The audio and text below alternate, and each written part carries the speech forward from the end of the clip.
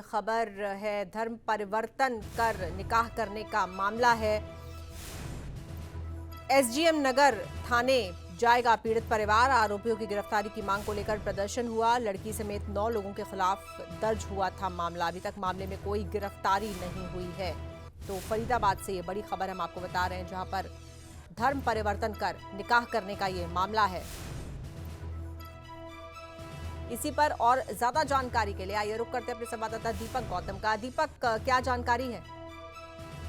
देखिए, बिल्कुल ये मामला दर्ज हुआ था 2 तारीख को, जिसमें धर्म परिवर्तन करके शादी कर ली गई थी लड़की की तरफ से। और इसके बाद लड़की के परिजनों का आरोप ये था कि जो धर्म परिवर्तन का कानून बनाया गया है 2022 में, हरियाणा विधि विरुद्ध धर्म परिवर्तन निवारण अधिनियम 2022 में, इसके तहत जिन प्रक्रियाओं का पालन करना होता था उन प्रक्रियाओं का पालन नहीं किया गया और धर्म परिवर्तन कर शादी कर ली गई। जबकि जो कानून है उस कानून में साफ तौर पर कहा गया है कि शादी करने के लिए धर्म परिवर्तन नहीं किया जा सकता है। इसके अलावा अगर आपको धर्म परिवर्तन करना है तो प्रोसीजर का पालन करना होता है, उस प्रोसीजर का पालन नहीं किया गया।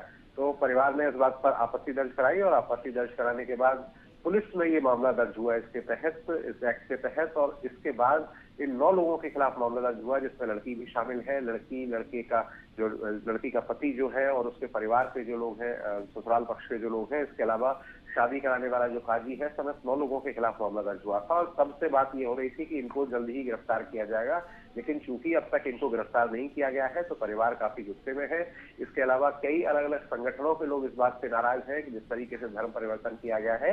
तो स्थिति ये है कि आज ये सभी लोग 11 बजे के आसपास एसडीएम नगर थाना पड़ता है, जिस थाने में ये मामला दर्ज हुआ है, वहां पर ये सभी लोग इकट्ठे होंगे और इकट्ठे होकर जो आरोपी पक्ष है, जिनके खिलाफ मामला दर्ज हुआ है, उनकी गिरफ्तारी की मांग करेंगे। पहला मामला हरियाणा में है जो इस एक्ट के तहत दर्ज हुआ है और अब देखना ये दिलचस्प होगा कि पुलिस इस पूरे मामले में कब तक गिरफ्तारी करती है और अब तक गिरफ्तारी क्यों नहीं हो पाई है। आमतौर पर होता यह है कि जब भी कोई एफआईआर दर्ज होती है तो एफआईआर दर्ज होने के बाद पुलिस उसकी जांच करती है और जांच के बाद गिरफ्तारी करती है। तो कब तक इस मामले में गिरफ्तारी होनी है ये देखना दिलचस्प होगा, लेकिन लोगों का जो गुस्सा है, परिवार का जो गुस्सा है, वो साफ तौर पर बढ़ता हुआ देखा जा सकता है। बिल्कुल, तो गिरफ्तारी की मांग तो रखी गई है, साथ ही साथ ये जो शादी है इसको भी निरस्त करने की मांग रखी गई है क्या? क्योंकि अवैध हो जाती है अगर नियम कायदे कानूनों का पालन न किया जाए तो।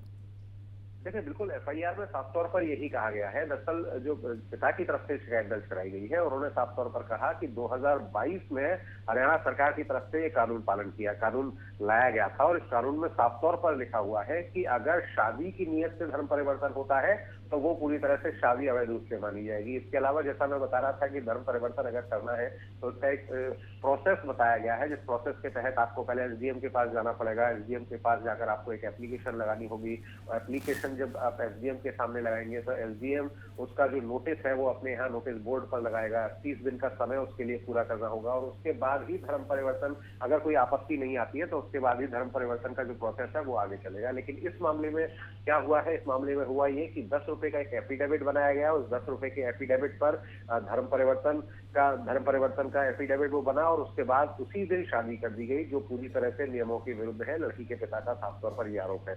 लड़की के पिता का साफ तौर पर कहना है कि जिस तरह का एक्ट में बनाया हुआ है उस हिसाब से न केवल ये शादी अवैध है, बल्कि जितने लोग इस शादी के दौरान और धर्म परिवर्तन के दौरान इसमें इन्वॉल्व रहे हैं वो सभी दोषी हैं। और इसी वजह से पुलिस ने प्रथम दृष्टि में जो सामने नजर आया है तो इसमें एफआईआर दर्ज की है। एफआईआर दर्ज करने के बाद, क्योंकि मैं बता रहा था आपको कि हरियाणा का ये पहला मामला है, तो ऐसी स्थिति में पुलिस के सामने भी बहुत सारी चीजें हैं जिन पर पुलिस वर्क कर रही है। अब देखना यह होगा कि गिरफ्तारी कब तक हो पाती है, लेकिन गुस्सा लोगों का है और ये 11 बजे पहुंचेंगे थाने पर। और थाने पर जो अभी तक की स्थिति है वो ये कि ये कह रहे हैं कि थाने का घेराव करेंगे और आरोपियों की गिरफ्तारी। ठीक है दीपक, आपका बहुत शुक्रिया इस पूरी जानकारी के लिए, हमारे साथ जुड़ने के लिए।